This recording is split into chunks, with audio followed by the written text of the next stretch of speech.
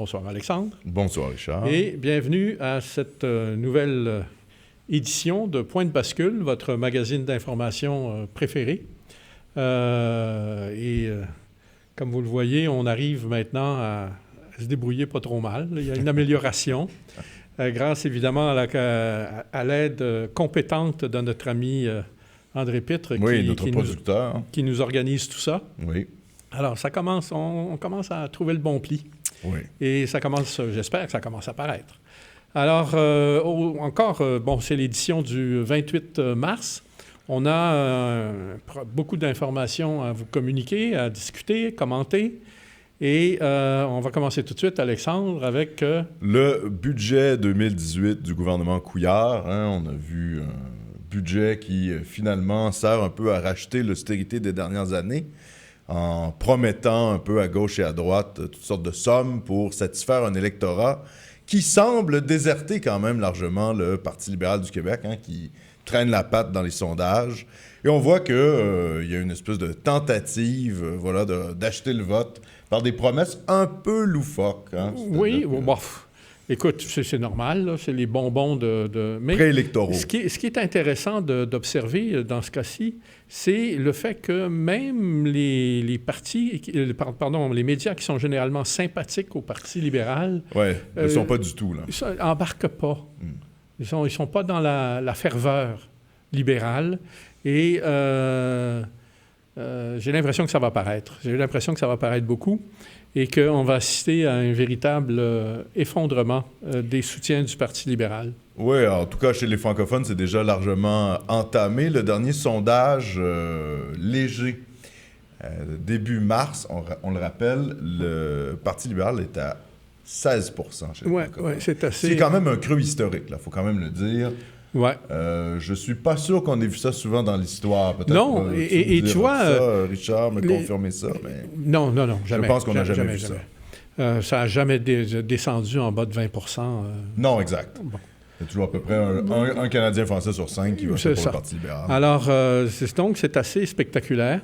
Et puis, c'est la raison pour laquelle les médias sont incapables, surtout les médias francophones, sont évidemment incapables de supporter ou d'encourager ou d'appuyer ou de montrer une quelconque préférence pour le Parti libéral parce qu'ils savent fort bien qu'il n'est pas soutenu du tout dans l'opinion. Ouais. Il n'y a pas de base dans l'opinion sur laquelle s'appuyer pour promouvoir le Parti libéral. Ouais. Et moi, mon analyse de la dégringolade libérale est même pas liée au scandale de corruption ou à l'ambiance de corruption qu'on a depuis les années Charest, même à la question des médecins. Je pense que c'est la rémunération des médecins dont on a largement parlé ici, à Point de bascule. Mon analyse, moi, c'est pas tant ça, c'est plutôt la question du multiculturalisme radical et la question d'accusation du racisme. Ouais. Parce que le Parti libéral est le parti symbolique de l'économie. Quand ils parlent d'économie, ce sont des gens qui sont crédibles. Même si ce n'est pas le cas. On parle juste d'une forme de représentation populaire. Or, à partir du moment où les libéraux se mettent à accuser l'ensemble des Québécois de racisme et de vouloir créer des commissions d'enquête sur le racisme systémique, ils se sont aliénés même leur base électorale francophone, notamment la Ville de Québec. On se rappellera qu'aux dernières élections, en 2014, le mot qui avait été lancé par les radios de Québec, c'était « Anybody but Pauline ». N'importe qui sauf Pauline Marois. Il ne fallait absolument pas que Pauline Marois soit réélue. Cet électorat-là et ces médias-là de Québec sont très sensibles à l'accusation de racisme. Et ils n'ont pas du tout apprécié le fait de se faire pointer du doigt comme responsable d'un climat islamophobe qui sévirait au Québec. Et je pense que ça a été le défaut tactique du Parti libéral. Oui, il y en a un autre, c'est l'immigration massive. Ah ben c'est lié. Les deux sont liés. Exact. Et puis, encore, ces jours-ci, là, il y a des gens qui font la promotion là, de l'immigration massive. Oui, notamment l'ONU. L'ONU, les gens, oui, mais enfin, c'est des gens qui sont basés ici. Là. Oui. OK? Mais, bon, évidemment, c'est le commissariat aux réfugiés, exact. le Haut Commissariat aux réfugiés des Nations unies, qui... Et puis alors, il faut savoir que le Haut Commissariat aux réfugiés des Nations unies, et ça, on l'a déjà dit à quelques reprises, c'est Soros qui finance. OK? Avec... financier... avec... de mèche avec Justin Trudeau. Oui. Justin Trudeau est une espèce d'avatar de l'idéologie cosmopolite promue par Soros. Et on a appris cette semaine que Québec demandait 146 millions de remboursement au fédéral et que le fédéral, hein, le ministre de l'Immigration fédérale, M. Ahmed Hussein, qui est lui-même d'origine, je pense, somalienne, si je ne me trompe pas, a dit non, finalement, on ne payera pas, ça ne nous intéresse pas. Donc, ça met quand même les libéraux dans une drôle de position parce qu'ils pensaient que leurs grands frères fédéraux allaient rembourser une partie des frais. Ils espéraient surtout avoir la couverture. Ben, c'est exact. OK? Mais pas tellement la couverture financière parce que tu comprends qu'avec les surplus qu'ils ont à l'heure actuelle, 146 millions, c'est un petit peu... oui, non, c'est plus... Ça pèse pas lourd. C'est plus mais c'est au niveau de la symbolique politique. Oui, tout à fait. Hein?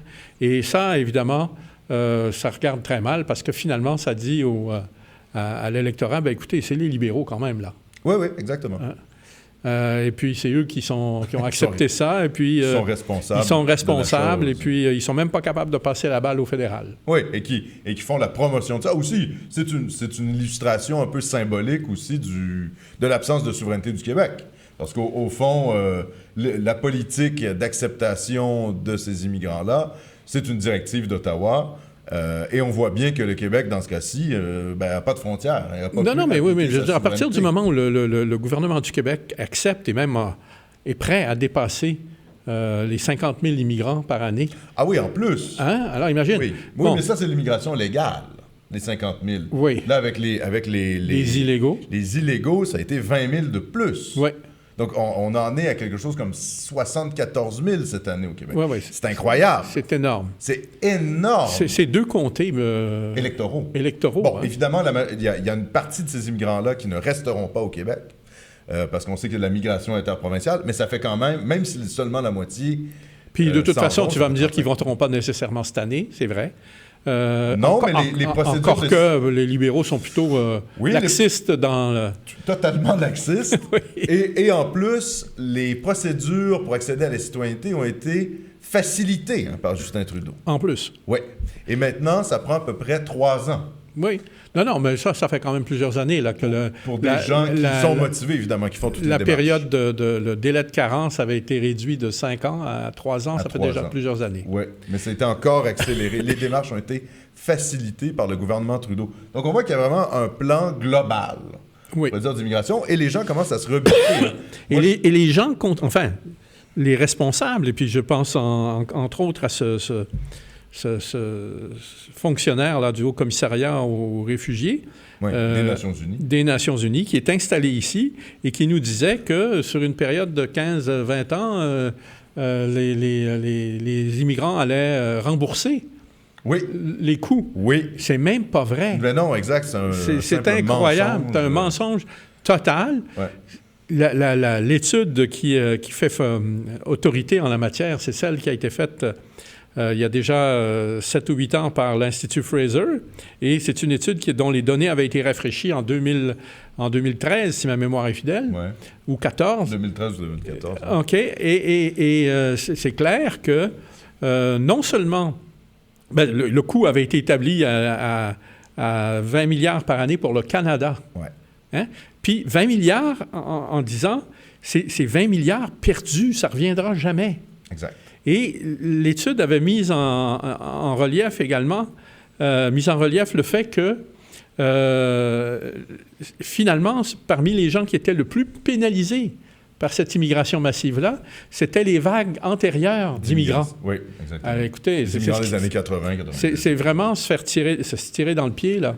Oh, oui, tout à fait. Mais il y a une espèce de plan d'ingénierie sociale derrière ça. Ah, tout à fait. Quand on voit qu'il y a une volonté de faire du Canada un pays de 100 millions d'habitants d'ici un siècle, c'est ce qu'un comité fédéral a annoncé, mis en place, évidemment, un comité fédéral mis en place par Justin Trudeau, on se rend compte que, et évidemment, c'est pas faire que le Canada devienne un pays de 100 millions d'habitants par des mesures natalistes. Non. C'est par, évidemment, l'immigration massive. On voit qu'il y a une tentative de recomposition même de la démographie canadienne. Hein? C'est toute l'utopie multiculturaliste qui s'appuie sur... Post-nationale. Post-nationale, qui s'appuie sur l'immigration massive, et on veut faire du Canada une espèce de pays laboratoire où l'ensemble de la planète se retrouverait. Hein? Donc, un peu de Chine, un peu d'Hindou, un peu de Sikh, et finalement une espèce de constellation de communautés. Ça fait penser, c'est tellement bête. Tu sais, dans les grands centres d'achat, là, il y a des petits restaurants là, de bouffe chinoise, de bouffe italienne. Oui. C'est à peu près ça. Une collection. Le Canada, c'est ça. C'est un grand centre commercial avec des restaurants de cuisine locale. Oui. Et finalement, un pays post-national, sans âme, qui n'est réglé finalement que par le marché. C'est ce que nous avait dit d'ailleurs, je sais pas si tu te rappelles de ça, Richard, Lucien Bouchard. Oui. À l'époque du débat sur la Charte des valeurs, Lucien Bouchard avait dit « Écoutez, si je suis capable de commercer avec une femme qui a le niqab, ça ne me pose pas de problème. » Donc, on voit que le fondement de la socialité pour cet homme-là, c'était le commerce. C'est ça. Et c'est pas un hasard si le Canada est un pays, est le pays qui a inscrit le multiculturalisme dans sa constitution, c'est que le Canada, au départ, est une entreprise marchande. En fait, il faut comprendre que lorsque le Canada a fait ça, c'était littéralement une fuite en avant. Parce qu'il savait que s'il ne faisait pas ça, les deux scorpions allaient se bouffer. Français et anglais. Oui, voilà. OK? Alors, comment échapper à cette logique-là? Bien, on commence par faire participer les Autochtones, puis ensuite les immigrants, puis on noie finalement le poisson. Oui. OK? Et plus ça va... Même, tu sais, c'est incroyable l'information qui sort à l'heure actuelle sur l'utilisation du français dans les officines gouvernementales fédérales. Ben oui. Hein? On voit que... Il n'y a pas de bilinguisme. Non, mais en fait, tu sais... C'est comme si on remettait même en question le principe des langues officielles. Ah, ben oui, exactement. OK? On se rend compte, là, que les deux langues officielles correspondaient à un modèle qui n'existe plus. Et plutôt que de l'annoncer officiellement, le modèle n'existe plus, puis on l'escamote. Oui.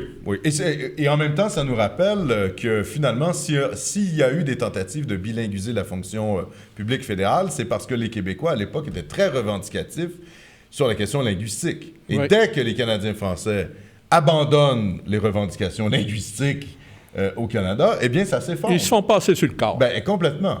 Parce qu'on a pris un peu ça pour acquis.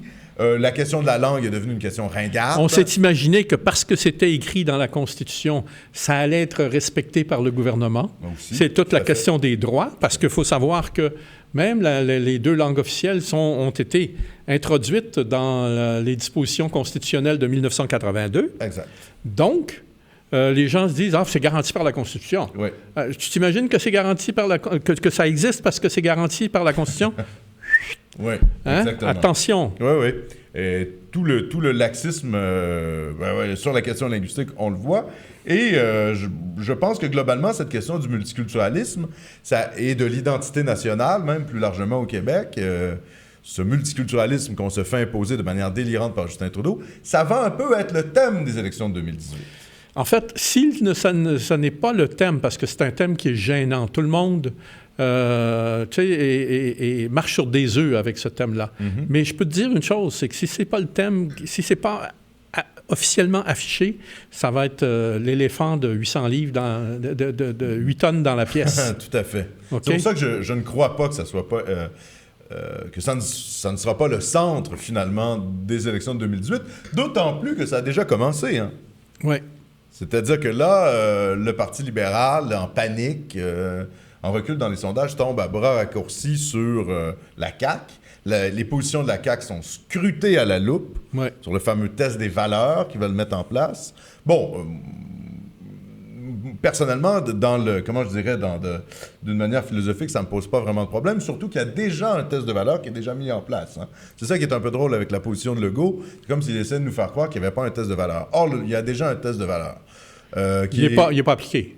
Il n'est pas appliqué, mais de toute manière, la présupposition est un peu bizarre. Parce qu'écoutez, si vous êtes un islamiste, ou peu importe, un ultra-conservateur, un sikh qui a des sympathies pour le Khalistan, vous faites demandez quelles sont vos valeurs canadiennes, voici les valeurs canadiennes, mariage homosexuel, tatati tatata, peu importe ce qu'on peut mettre dans le test de valeurs. Les immigrants qui arrivent, bien sûr qu'ils vont cocher, oui, c'est mes valeurs. Évidemment, ils ne sont pas du tout dans une logique de... Non, ben, ils sont pas fous. Ben non. Ils veulent rentrer. Fait qu'ils vont faire ce qu'il faut. Ils vont faire ce qu'il faut. Je veux dire, ils vont mentir s'il faut. Ben oui, ils ne sont pas dans une logique d'honnêteté intellectuelle. Le but, c'est d'avoir le passeport canadien. D'ailleurs, avec le système des immigrants investisseurs, notamment des immigrants investisseurs chinois, on a très bien vu ce qui se passe. 75% d'entre eux qui arrivent par le Québec s'en vont en Colombie-Britannique et vont faire de la spéculation immobilière en Colombie-Britannique, à tel point que le gouvernement de la Colombie-Britannique a demandé au gouvernement du Québec d'arrêter ce programme d'immigrants investisseurs. Hein? Parce qu'on se rappelle qu'à cause de la spéculation immobilière en Colombie-Britannique de la part des immigrés chinois, il y a une explosion des coûts et les Britanno-Colombiens n'ont plus accès à la propriété. Donc là, c'est un effet très pervers de l'immigration chinoise. Personne ne s'attendait à ça. Non, mais non. Vraiment, là. On ne pouvait pas s'attendre à ça, mais... c'est ça. D'ailleurs, sur la question du nationalisme et de l'antinationalisme, je vous réfère à une interview qui a été celle de Martin Lemay, là. Voilà. L'ancien député du Bloc. Du Parti québécois. C'est du Parti québécois, pardon. Ouais, okay. Du Parti québécois. Dans le Journal de Montréal, par Mathieu Bocoté, sur le climat d'antinationalisme au Québec et qui identifie très bien les deux partis qui sont allergiques au nationalisme au Québec. Le Parti libéral, évidemment, et Québec solidaire. C'est quand même incroyable, dans le cas de Québec solidaire, que ce soit mis en relief de cette façon-là, alors qu'on sait que le Parti québécois courtisait et courtise encore désespérément le vote de Québec solidaire. C'est quand même invraisemblable. Ouais. Et ça risque de jouer un méchant tour à Jean-François Lisée. Ben oui, parce que si l'identité nationale est au centre du prochain... Oui, c'est ça, du débat des prochaines élections, et que le Parti québécois ne se positionne pas de manière claire là-dessus, ben il va être balayé. Et imagine-toi qu'on a appris ce matin que Jean-François Lisée allait avoir un adversaire de taille. Dans Rosemont, le comté de Jean. Dans le comté de Rosemont, en la personne de l'ancien journaliste de la presse, Vincent Marissal, et de Radio-Canada, chroniqueur à Radio-Canada. Écoute, il se présente, lui, alors, carrément, le monsieur mondialisme sociétal par excellence. Totalement. Okay. Donneur de leçons. Hein. Donneur de leçons. Moi, j'ai réécouté ce qu'il disait à propos de la Charte des valeurs. C'était insupportable. C'est-à-dire que c'est vraiment un donneur de leçons multiculturaliste, fédéraliste, qui se veut un peu bon chic, bon genre, et qui joue un peu à l'objectivité. Oui, à l'objectivité radio-canadienne. On connaît ça. On connaît ça. Ouais. Alors, imagine-toi que Jean-François Lisée va se retrouver avec cet adversaire-là dans Rosemont. Ouais. Et grâce à Québec solidaire. Alors, c'est là qu'on voit, finalement, les alliés véritables se réunir pour littéralement décapiter le Parti québécois. Décapiter, on va y enlever la tête. Mais ça va aller plus loin que ça, parce que c'est le Parti québécois lui-même qui va être décapité. C'est pas juste son chef. Ben c'est ça. En tout cas, c'est une grande possibilité. C'est une grande possibilité. Ouais. Et qu'est-ce que tu veux? À chaque jour qui passe, on dirait que ça s'affiche de plus en plus comme étant le destin... qui va le frapper. Oui, c'est possible. Il y a des raisons de se poser la question de savoir si l'avenir du Parti québécois n'est pas celui du Bloc québécois. Oui. Ben, l'avenir du Bloc... non, mais que l'avenir du Parti québécois soit le présent du Bloc, je devrais dire. Ah oui. Le Bloc, il reste encore 18 mois, là. Ça, c'est vrai. OK. Et il y a quand même... des mouvements dont on a été témoin au cours des 2 dernières semaines qui laissent espérer que l'affaire va pouvoir se résoudre. Mais évidemment, il va y avoir un sérieux effort pour regagner la crédibilité perdue. Oui, exact. Hein? Et ils ont intérêt à se montrer nettement plus présents et forts qu'ils ne l'ont fait. Je ne sais pas en s'affichant dans des batailles... intestine, c'est le cas de le dire, parce que ça littéralement, ça a des effets sur tout le Ah ben oui, oui, voilà, tout à fait. Donc, on rappellera aux auditeurs aux téléspectateurs, Oui. que le Bloc organise un vote de confiance et un vote sur l'orientation du parti. Je pense que ça va se dérouler le 1er juin, 1er et 2 juin prochain. Et il fallait être membre du Bloc québécois à la date du 24 mars. Donc ça, c'est fait pour éviter qu'il y ait de l'entrisme au Bloc québécois. Mais je pense que de toute manière, l'entrisme a déjà été fait. Ça, c'est une autre question. Mais en fait, on va voir ce que ça va donner, hein. Martine Ouellette a dit mais même ça, vois-tu, c'est pas, ça risque de ne pas être si déterminant que ça, parce que dans le fond, tu sais, c'est pas parce que on prend la décision qu'il va y avoir un référendum que ça va nécessairement régler les problèmes. Non, ça c'est sûr. Ou même que le résultat va régler les problèmes. Ça c'est vrai. Alors, s'il ne se réveille pas rapidement pour comprendre que oui, le référendum, c'est bien intéressant, c'est bien utile, mais que ça passe par autre chose de pas mal plus fort que ça, ils s'en vont nulle part, puis vite. Ah oui. Tout à fait. En tout cas, espérons qu'ils se réveillent un peu. Oui. Parce que sinon, ça c'est la mort. Pas beau. Ben oui, ça sera pas beau pour les prochaines élections. D'autant plus que, comment je dirais... Puis alors, la question qui se pose, c'est si le Bloc n'est pas là, puis Justin, il y a moins la cote, ils vont voter pour qui, les Québécois? Certainement pas pour le nouveau Parti démocratique. Il va rester juste le Parti conservateur. Oui. Est-ce que ça serait la raison pour laquelle on aurait des visites ces temps-ci? Une grande tournée annoncée par Andrew Scheer, donc le chef peu connu au Québec, disons-le quand même, mais c'est pas le chef qui est très médiatisé là, devant Justin Trudeau, qui est un premier ministre hyper médiatique, trop médiatique même. Andrew Scheer, pratiquement inconnu de la majorité des Québécois. Mais là, il a annoncé qu'il faisait justement une tournée pan-québécoise. Tu sais, c'est toujours pareil. Ouais. À un moment donné, un parti finit par se faire élire, pas parce qu'il est vraiment bon, mais par défaut. Oui. Parce qu'il est moins pire que les autres. Oui, tout à fait. Et c'est ce qui est en train de se profiler à l'horizon pour la prochaine élection fédérale au Québec. C'est un peu le jeu de la démocratie. Oui, c'est pour ça qu'on l'écrit avec 2 S des fois. Oui, exactement. Sinon, ma foi, pour parler des élections de 2018 et du Parti québécois, il y a quand même Jean-François Lisée qui est le seul à avoir dénoncé le projet du REM, qui est finalement le réseau électrique métropolitain qui vise à mettre en place finalement un réseau de transport en commun, principalement pour l'ouest de Montréal. Ce projet-là, qui peut sembler intéressant à première vue, dans lequel la Caisse de dépôt et de placement investit, se révèle être un peu plus compliqué que ça. Oui, pas mal plus compliqué. En fait, parce qu'il faut comprendre que autant dans le cas du REM que de la prolongation du réseau de transport de train en ville qui a eu lieu au cours des dernières années, là, ces projets-là sont la manne pour les spéculateurs immobiliers qui sont informés par les voies irrégulières des endroits où vont être installées les stations et qui profitent de la situation pour acheter à bas prix les terrains qui avoisinent les stations. Et ils vont évidemment, dès que la station est installée, il y a une prolifération qui se fait. Alors donc, augmentation des valeurs des terrains spectaculaires. Exact. Ils font la culbute 3, 4, 5 fois. Oui. OK? Et c'est la grosse passe. Ouais. Alors, tu vois, ça, c'est un cas de corruption aussi, parce que dans le fond, ils vont bénéficier de mais celle-là, elle est beaucoup plus difficile à détecter. Bien sûr. OK? Parce qu'il n'y a pas véritablement de dépenses qui sont de fonds publics qui sont engagés. Non, voilà. Ce sont les amis du régime qui en profitent. C'est ça.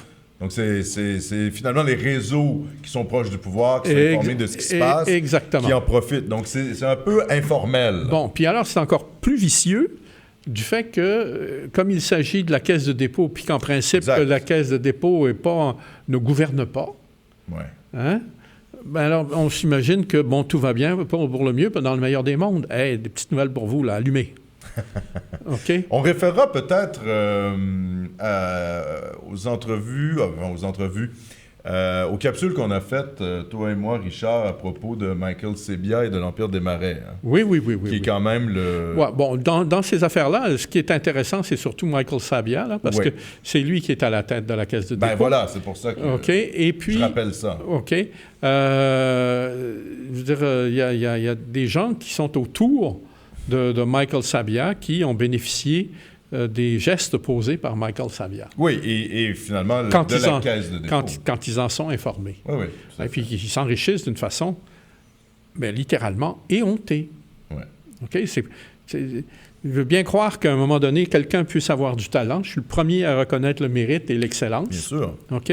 Mais c'est pas vrai, on ne me fera pas gober qu'il est normal qu'une personne, en l'espace de 20 ans, puisse accumuler un patrimoine de plus d'1 milliard. Hein?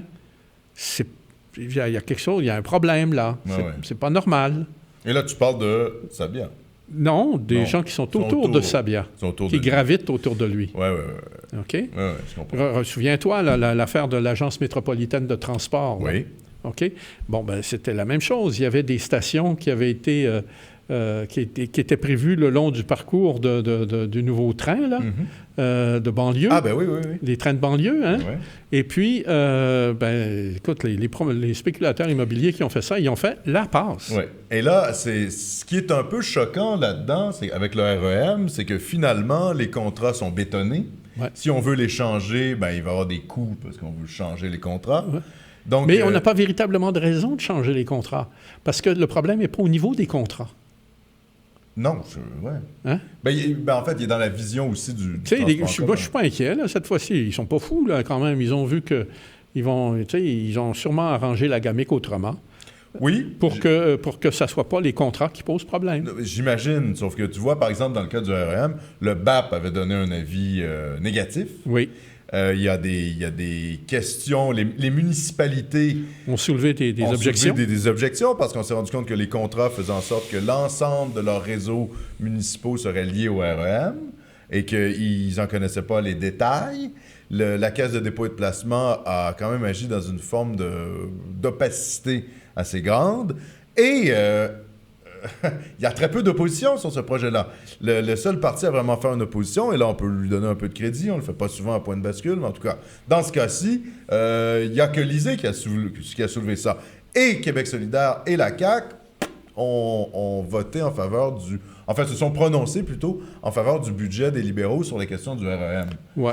Et encore une fois, simplement d'un point de vue politicien, je dirais électoraliste, c'est l'ouest de la ville oui, tout à fait. Qui en bénéficie au détriment des infrastructures de l'est de la ville. Donc l'ouest de la ville, qu'est-ce que c'est? C'est finalement le vote allo-anglophone, qui est la base électorale du Parti libéral. Donc le Parti libéral, encore une fois, chouchoute non seulement ses amis, les amis du régime libéral, mais aussi son électorat. Donc, et c'est là où c'est un peu scandaleux quand même, cette histoire-là. C'est pas ça qui est scandaleux. Entre autres. Regarde, non. C'est normal qu'un parti politique favorise son électorat. Oui. C'est normal. En fait, oui, dans la démocratie libérale, c'est normal. Bon. Ça, je suis d'accord. Et puis, c'est une chose... Et puis, c'est normal qu'un parti favorise ses amis. Aussi, tu sais, il y a une forme de favoritisme de bonne aloi. Ouais. OK? Tu sais, je sais pas si enfin non, tu es beaucoup trop jeune pour te souvenir de ça. Mais moi, je m'en souviens. et du temps de Duplessis, il y en avait du patronage. Bien sûr. C'était clair. Bien sûr. Mais entre toi et moi, là, lorsqu'on a fait la fameuse enquête Salvas, puis qu'on s'imaginait découvrir des scandales épouvantables, on a fini par réaliser qu'il n'y avait pas grand-chose là. Non. Pourquoi? Parce que la façon dont Duplessis faisait du patronage, c'était une façon très intelligente. OK? Et les gens avaient des contrats, c'est sûr, mais il y avait intérêt à ne pas trop profiter parce qu'il se faisait égorger, littéralement. Ah oui, il se faisait. OK? Duplessis surveillait. Égorger, un mot qu'on ne peut plus utiliser. Oui, non, c'est ça. Là-dessus. On va revenir. Mais Duplessis surveillait l'adjudication des contrats, surveillait et gare à celui qui abusait. Ah ben oui, non, mais là, on n'est plus là. Non, on n'est plus là. Et c'est la raison pour laquelle, malgré tout, tu vois, et pourtant, on a fait à Duplessis une réputation de grand patron du patronage. Oui, mais ça, c'est parce que les libéraux ont gagné je dirais, le combat des représentations suite à la Révolution tranquille. C'est ça. En finalement nommant la Grande Noirceur, en noircissant le tableau du régime Duplessis ou des années Duplessis. Sous Duplessis, gare à celui qui s'en mettait plein les poches. Il se faisait... oui, d'ailleurs... il se faisait bannir à jamais. Oui. D'ailleurs, les gens ne savent pas ça, mais Duplessis est mort pauvre. Oui. Hein? Mais bon, je veux dire, ça ne veut rien dire. Mais lui, il ne s'est pas personnellement enrichi. Ben, c'est ce que je dis. Non. C'est pas Philippe Couillard, là. C'est-à-dire que c'est pas quelqu'un qui est allé travailler en Arabie. As-tu des preuves? C'est pas quelqu'un qui est allé travailler en Arabie Saoudite. Oui, mais il n'y a rien qui l'a... Tu sais, ça, c'était pas... Ah non, ça n'empêche pas. Écoute... Non, mais ça n'empêche pas, Richard. Mais Alexandre, il faut dire une chose. Qu'on n'est pas dans la même mentalité. Non, mais il faut dire une chose. Moi, je n'ai pas d'objection à ce qu'on s'en prenne à quelqu'un à condition qu'on s'en prenne à lui pour les bonnes raisons. Ah oui, je suis d'accord. OK? Alors, il y a déjà de bonnes raisons de s'en prendre à Couillard sans avoir besoin de se fatiguer ou risquer de perdre sa propre crédibilité à porter des accusations qui sont sans fondement. Ah non, mais c'est pas sans fondement. Il s'est enrichi avec l'Arabie Saoudite. Il ne s'est pas enrichi. Oui, il est devenu millionnaire en travaillant pour les Saoudiens. Oui, mais non. Et en planquant son argent dans un paradis fiscal à l'île Jersey. Donc, c'est là où je dis qu'on n'est quand même pas avec Duplessis. Mais il avait le droit de faire ça. Ah, il a le droit, tout à fait. D'ailleurs, c'était pas illégal. Ah, tout à fait. Bon. Alors, moi je ne suis pas en train de défendre Couillard, là.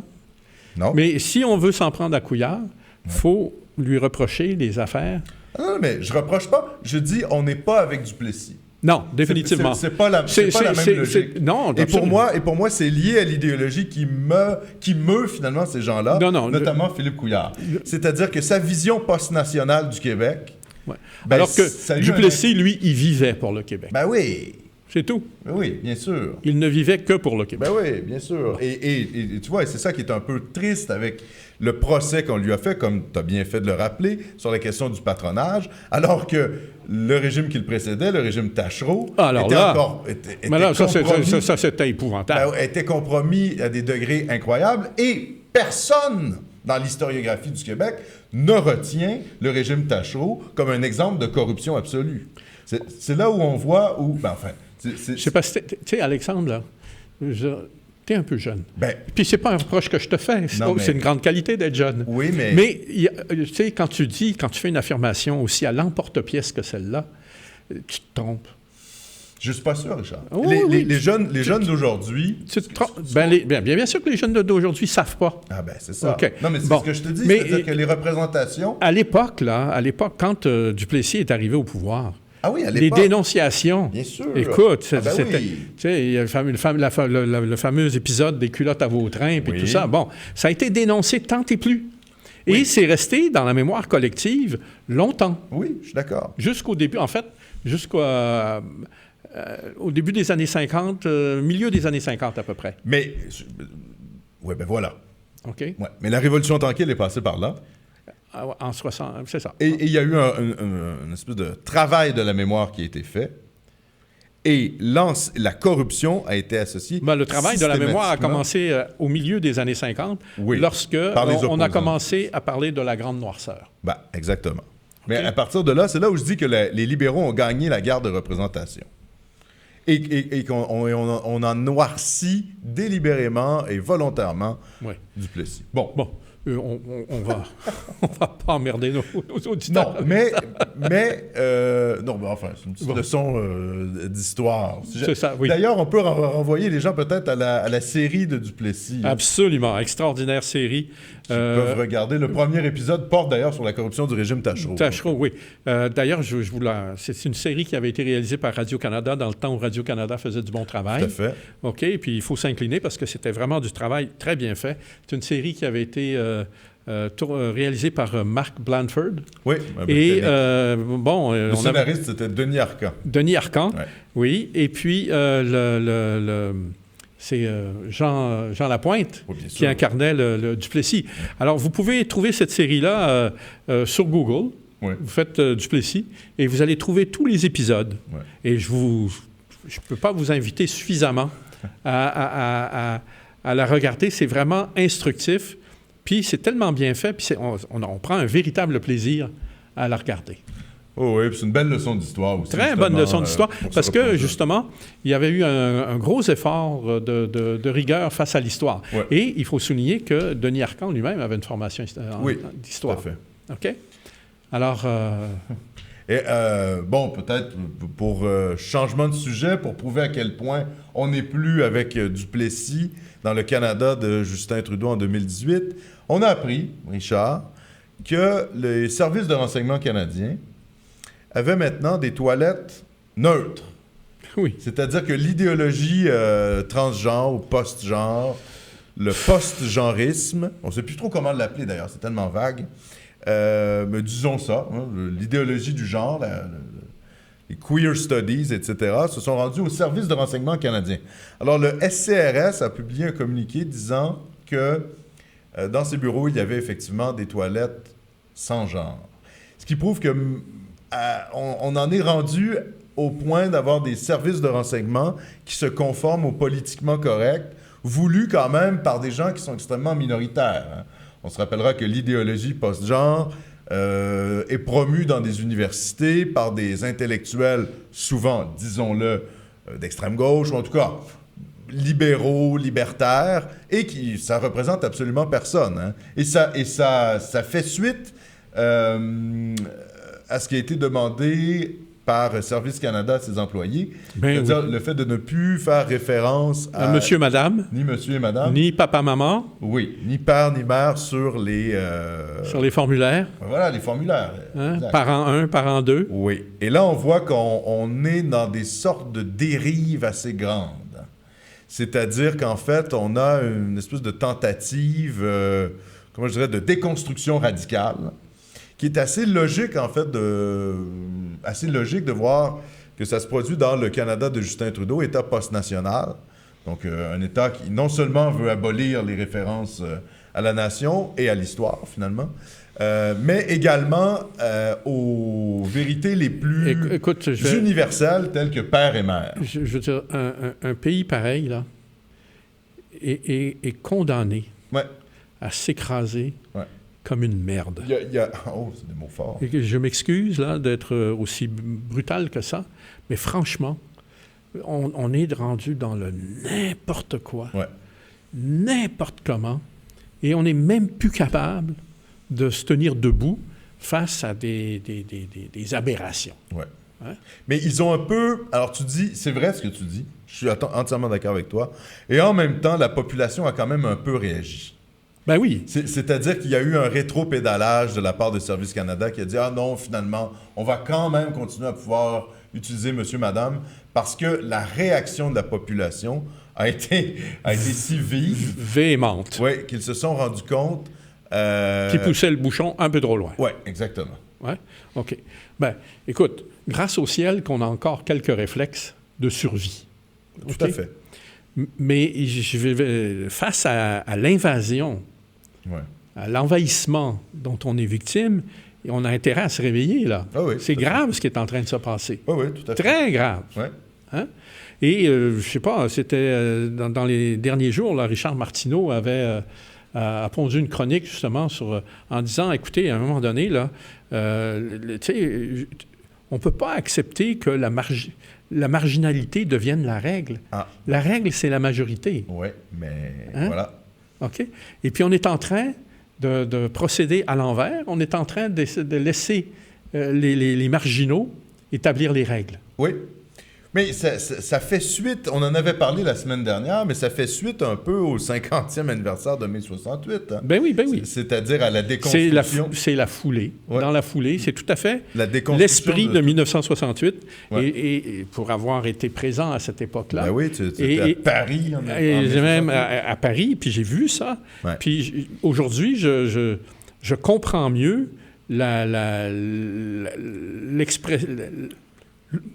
la réaction, mais vraiment viscérale, que j'ai ressentie d'opposition à ce mouvement-là. Mm-hmm. Je ne m'y identifiais pas du tout. Alors qu'à l'époque, tu étais quand même assez jeune. Oui, j'avais 18 ans, 19 ans, 20 ans. Donc, tu aurais dû participer. J'aurais dû, mais je ne sais pas pourquoi. Peut-être à cause de mon éducation. Vraiment, je n'étais pas dans ce bague-là du tout. Mais d'ailleurs, il faut quand même rappeler qu'il y avait eu des réactions de la société française en mai 68. Il y avait une manifestation en faveur du gouvernement, en faveur Oui. Et encore une fois, on voit aujourd'hui, les gens gardent quand même un fond de... Puis alors, le fouteur de merde... De foi commune, oui. C'était Daniel Cohn-Bendit. Oui. Et encore aujourd'hui, il est toujours là, toujours en train d'agir dans le même esprit, tout à fait, à foutre la merde partout où il va. Ouais.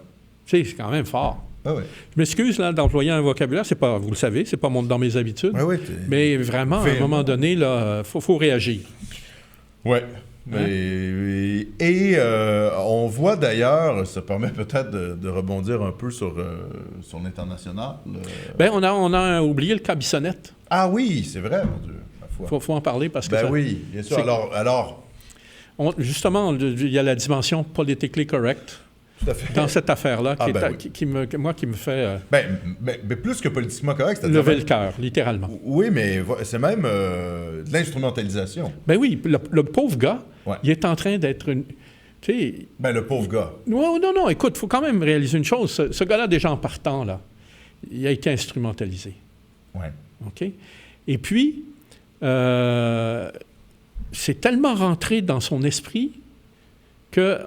Même au niveau de sa propre culpabilité, il est encore... Il est toujours pris dans l'instrumentalisation et il se comporte en personne instrumentalisée. Et on ne saura jamais trop ce qui s'est passé. On ne saura jamais trop ce qui s'est passé. Parce que finalement, il y avait une première annonce hier comme quoi il allait plaider non coupable. Et aujourd'hui, on a appris qu'il avait plaidé coupable. Okay. Alors, que s'est-il passé? Alors, bon, et puis, il faut comprendre... Et le juge lui a demandé... Êtes-vous bien conscient de ce que vous êtes en train de dire? Oui, et avez-vous reçu des pressions? Voilà. Et je t'avoue franchement que moi, si j'étais le juge, là, j'irais probablement plus loin et ça va être intéressant de voir comment, au moment du prononcé de la sentence, de la peine, là, parce qu'en bon français, il faut dire la peine et non la sentence, mais bon, j'ai étudié le droit à une époque où on mélange un peu tout. On parlait encore de sentence alors qu'il faut parler de peine.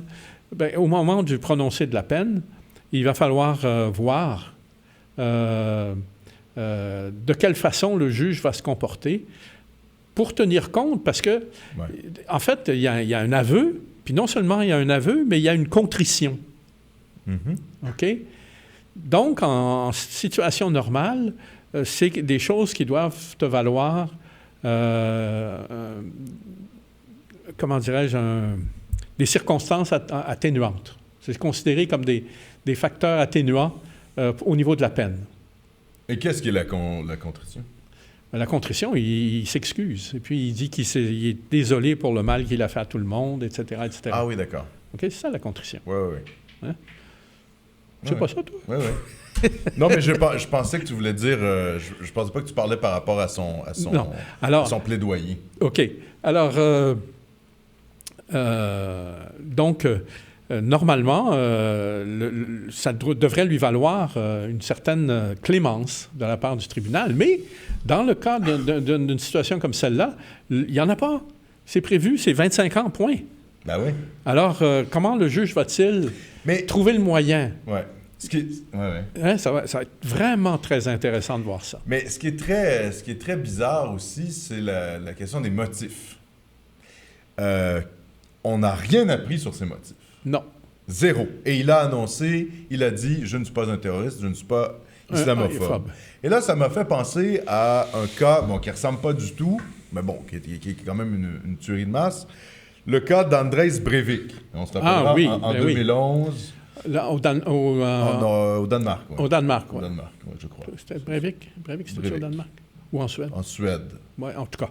Dans un de ces pays-là. Oui, Danemark, Suède. Alors, à vérifier. Et qu'a fait Andrejs Breivik? Ben, il a fait sauter une voiture pour créer une diversion. Il s'est rendu sur une île où se réunissait la jeunesse du Parti socialiste et il a assassiné plus de 50 jeunes en se déguisant... Un carnage. Un carnage, en se déguisant en policier. Et lui, évidemment, lorsqu'il a plaidé... il a plaidé coupable, mais il a plaidé et il a tout fait, pour ne pas être accusé de folie. Il voulait que son geste soit reconnu comme un geste politique. C'était un militant politique. Il avait écrit une longue lettre en disant, voilà... Oui, parce que le réflexe normal devant un phénomène comme celui-là qu'on ne comprend pas. Ouais.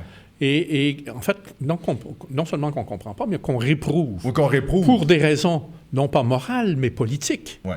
OK? C'est de faire passer le gars pour fou. Oui, exact. OK? Alors, on est incapable de composer avec la réalité politique d'une hostilité aussi plus marquée. Oui. OK? Donc, on préfère le considérer fou. Comme ça, c'est moins fatigant. Exact. Et oui, tout à fait. Et il avait combattu pour justement que son geste soit reconnu comme politique. Et bon, il a été condamné à vie. Mais tout ça pour dire que là, dans le cas de Breivik, on avait vraiment affaire à un attentat politique revendiqué. C'est ça. Dans le cas de Bissonnette, on ne sait toujours pas ce qui s'est passé. On ne sait pas, non. Alors, puis, plus que ne le sachant pas, puis voyant la façon dont le gars se comporte, on se dit, mais c'est vraiment un cas de folie temporaire. Et puis là, tu te dis, mais oui, mais si c'était un cas de folie temporaire, il aurait pu faire alléger sa situation. Sentence. Non seulement sa sentence, mais sa culpabilité. Sa culpabilité, oui. OK? Il aurait été trouvé coupable d'une infraction moindre. OK? Parce que incapable de former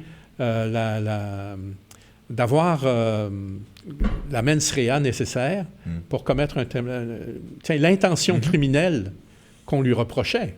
Il faut comprendre que pour chaque acte criminel, ça correspond à une intention particulière qui est toute codifiée, toute prévue dans la jurisprudence, etc. Bon. Et il faut avoir ce degré de responsabilité-là pour être condamné de cette infraction-là ou de ce crime-là. OK? Et si tu ne l'as pas, tu es coupable d'une infraction moindre. Puis, évidemment, la culpabilité va être inférieure, ne va pas être aussi grave, et la peine va être moindre. Mais il n'a pas du tout été là. Pas du tout. Ouais. Et il se place dans une situation où il présente tous les symptômes, les aspects d'une personne qui ne devrait pas être tenue responsable. Oui. En plaidant la folie temporaire. C'est ça. Il présente tous les symptômes d'une personne qui pourrait justement invoquer la folie temporaire. Ouais. Et puis, il refuse de se prévaloir de ça. Ouais. Et puis, alors, évidemment, c'est avec des conséquences. Ce petit jeune homme-là, c'est 25 ans, là. Ouais. Hein? On a trouvé aucun manifeste. Hein? Non. Il n'y a rien qui a été écrit. Il n'y a rien qu'on nous a dit qu'on avait trouvé. Il n'y a rien. Non, exact. Il n'y a rien qu'on a dit qu'on nous avait trouvé. Mais je pense que vu le climat. S'il y avait eu un procès, il y a des choses qui auraient pu être mises en preuve. Moi, c'est ça que je trouve un peu étrange. Et en voyant aussi comment a réagi le ministre... Coiteux, exactement, le ministre Coiteux, en disant c'est très bien... ça évite un procès. Ça évite un procès. Donc, on voit que les libéraux sont très contents de la tournure des événements parce que, comme ça, leur récit sur l'islamophobie montante au Québec et le fait que Bissonnette, ou en tout cas l'affaire de la tuerie de la mosquée de Québec, s'inscrit dans ce climat-là, un peu de Oui, mais enfin, islamophobie. Il leur tire un peu le tapis d'en dessous des pieds en disant, écoutez, moi, je ne suis pas islamophobe pantoute. Oui, alors ça, c'est ce qui est un peu étrange. Ouais, ça, voilà. c'est l'aspect qui est étrange. Ça met pas mal d'eau dans le... ça soulève beaucoup de questions, en fait. Ouais. Ça soulève beaucoup de questions parce que quelles étaient ses intentions? Pourquoi a-t-il fait ça? Il y a plein de... Comment je dirais? De spéculation. Oui, de spéculation possible là-dessus. Là, on ne rentrera pas là-dedans, mais enfin... Non, parce qu'on lui... C'est risqué d'attribuer à quelqu'un des motifs sans avoir oui. la moindre élément de preuve. Et aucune revendication de sa part. Ouais. Alors, c'est une triste affaire. Oui. Et ça clôt vraiment un épi...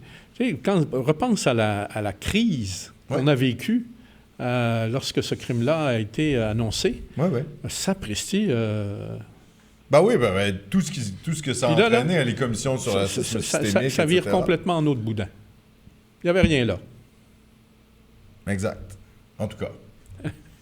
On connaîtra probablement jamais tout à fait le fin mot de l'histoire. Non. Et c'est ce qui est un peu désolant. Non pas que je considère que ce soit très intéressant, tu comprends? Mais ce qu'on peut quand même comprendre, c'est que le Québec est loin d'être aussi pire qu'on pensait. Oui, et c'est la récupération... Ou en tout cas, pas qu'on pensait, mais que certaines gens pouvaient penser. Oui, et ont essayé de faire croire. Parce que c'est surtout ça, quand même. C'est la récupération politique de l'histoire qui a été... épouvantable. Oui, épouvantable de la part des libéraux. Bon, OK. Ça nous permet de sauter... de passer à des choses costaudes. Oui. Écoutez, vous avez tous entendu parler, évidemment, de l'éviction annoncée de 60 diplomates russes présents aux États-Unis. Ouais. Intéressant de noter que sur les 60 qui vont être expulsés, il y en a 12 qui étaient en poste aux Nations Unies. Mm-hmm. Okay? Or, il faut savoir que l'accréditation d'un diplomate aux États-Unis n'est pas l'affaire des Nations auprès des Nations Unies, n'est pas l'affaire du gouvernement américain, c'est l'affaire du secrétariat général des Nations Unies. Ouais. Et Trump, en expulsant 12 diplomates des Nations Unies, assume un rôle qui n'est pas le sien. Ouais. Mais en même temps, tu comprends le précédent que ça crée. Et bien sûr, un précédent comme celui-là, il va être invoqué une prochaine fois. Ben oui, exact. OK? Alors, c'est quand même grave. Ensuite, il faut réaliser que, pas plus tard que l'an dernier, déjà la représentation autant la représentation américaine, diplomatique américaine en Russie que la représentation diplomatique russe aux États-Unis avait été singulièrement rapetissée. Mm-hmm. OK? Ils en étaient au niveau de 500 chacun. OK? C'est-à-dire tombé, ils avaient, si ma mémoire est fidèle, dans le cas des Américains, il y avait à peu près 1260 personnes qui étaient présentes en Russie. Et du côté russe, ils étaient plutôt aux alentours de 750-800. Poutine a dit, vous voulez niaiser? On va descendre tout le monde à 500. OK? Et puis, voilà ce qui s'était passé. Mais là, c'est 60 Américains de moins, 60 Russes de moins aux États-Unis, mais ça va être 60 Américains de moins en Russie. Ben oui, exact. Et pour les Américains, qui leur propre service secret, c'est toutes des personnes, là, des assets, comme ils disent dans le jargon du métier, qui se trouvent à perdre. Ben oui. Alors, j'espère qu'ils ont pour eux d'autres moyens de renseignement. Mais il faut quand même être conscient que le renseignement humain, c'est le plus fiable. Oui, oui, bien sûr. Hein? D'ailleurs, le Canada, lui aussi, a expulsé, je pense, trois diplomates, d'ailleurs, qui étaient en poste à Montréal. Oui. Ouais. Consulat russe. Consulat russe de Montréal. Oui. Alors, il semblerait que le consulat russe de Montréal soit un nid à espions, comme l'était, semble-t-il, ou disait-on à l'époque, le consulat cubain. Au moment, dans les années 60 et 70. 70, ouais. OK? C'est tellement drôle. On est vraiment là dans les histoires d'espionnage. C'est du sous-James Bond. Oui, oui, exactement. C'est du sous-James Bond. C'est même pas très subtil. À propos de James Bond, le nom m'est revenu de ce fameux... auteur de romans d'espionnage, John le Carré. Oui, John le Carré. Le personnage de George Smiley, c'est un personnage de John le Carré. Ouais. Il y a eu plusieurs films de faits avec, de très bons d'ailleurs, d'espionnage par exemple, il y en a un sur lequel je suis tombé par hasard ces jours derniers sur le fameux site que tu connais, qui s'appelle le quatrième protocole, The Fourth Protocol. Une histoire là. Costaude, mais d'espionnage, pur espionnage. Non, à la John le Carré, là. OK? On est un peu là-dedans. Voilà. Alors, c'est pas tous les pays qui ont emboîté le pas de la Grande-Bretagne sur l'expulsion des diplomates russes. Il y a notamment la République tchèque qui vient d'avoir un nouveau président, d'ailleurs, et qui a demandé à avoir des preuves sur l'affaire. Le président autrichien, il n'y a pas question pour lui non plus. Ah ben voilà. Donc, OK. Ça se rebiffe, là. Ça se rebiffe. Et puis, il y a d'autres pays européens qui n'ont pas emboîté le pas non plus. Ah ouais, qui demandent à avoir des preuves, là, parce que Alors, il y a des accusations qui sont faites, mais on n'a rien, il n'y a pas d'éléments. Il faut comprendre à quoi ça correspond, tout ça. D'abord, la première chose qu'il faut trouver surprenante, c'est que ce soit l'Angleterre, le Royaume-Uni qui a accroché le gros lot. Bon, c'est sûr, tu vas me dire que l'empoisonnement de Skripal s'est produit. C'est fait sur son sol. Ouais. Mais il y a quand même une différence entre réagir à une situation comme celle-là et prendre le leadership d'un mouvement mondial comme Theresa May l'a fait. Ouais. Alors, tu vas me dire qu'elle a besoin d'affirmer son leadership parce qu'il est vachement mal en point en raison de sa difficulté à négocier un Brexit avantageux, en raison également du fait que l'Angleterre est littéralement en train de s'effondrer, à la fois sous les pressions politiques comme celles, les revendications du Pays de Galles et de l'Écosse. Ouais. OK?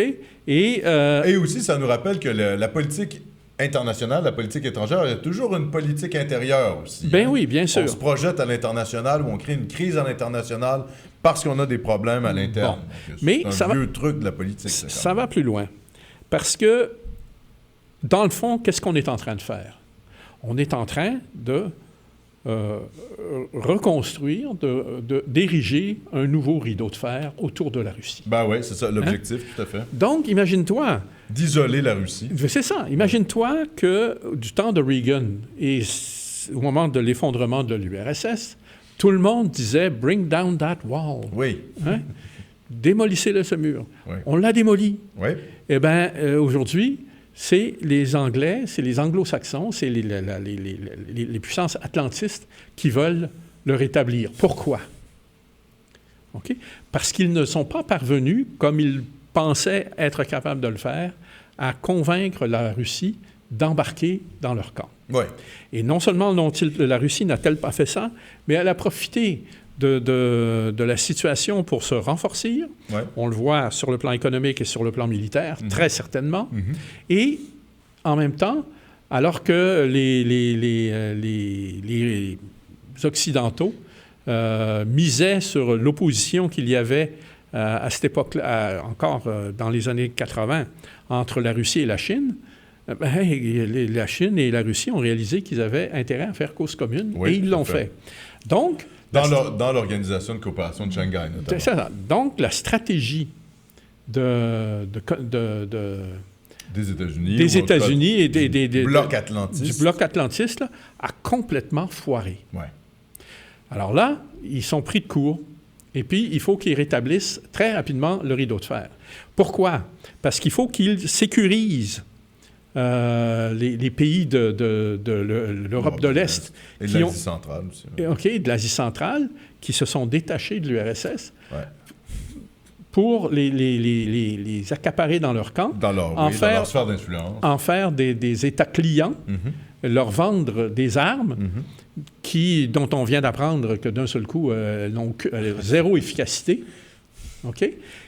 Mais en même temps, on voit que les États-Unis font pression, mais d'une pression très, très forte sur les pays européens. On vient même d'apprendre qu'ils sont en train d'empêcher la Turquie d'acquérir les batteries de S-400 alors qu'il y a un contrat de signé puis que la livraison est sur le point de se faire. Les batteries de S-400 qui sont antimissiles, qui sont fabriquées par les Russes. OK? Et même l'Arabie saoudite a demandé à avoir des S-400. Puis le gouvernement américain cherche par tous les moyens à faire annuler ces transactions-là. Oui. OK? L'Arabie saoudite qui est quand même un État allié des États-Unis. Là. Voilà. Le Qatar, OK, qui était un allié des États-Unis... Mais beaucoup moins maintenant. Beaucoup moins. Va avoir des batteries de S-400. Ouais. OK? Puis en Syrie, on en installe à gogo. OK? Et l'Iran en veut. Bref, tout le monde se précipite à la porte des marchands de canons russes. Ouais. OK? Et les Américains, d'un seul coup, réalisent qu'ils ont affaire à un monstre. Donc, il faut absolument Mais et essayer de faire rentrer le génie dans la bouteille. Oui, et c'est pas évident. C'est en préparation quand même depuis quelques années, là. Oui. Cette hostilité avec Poutine.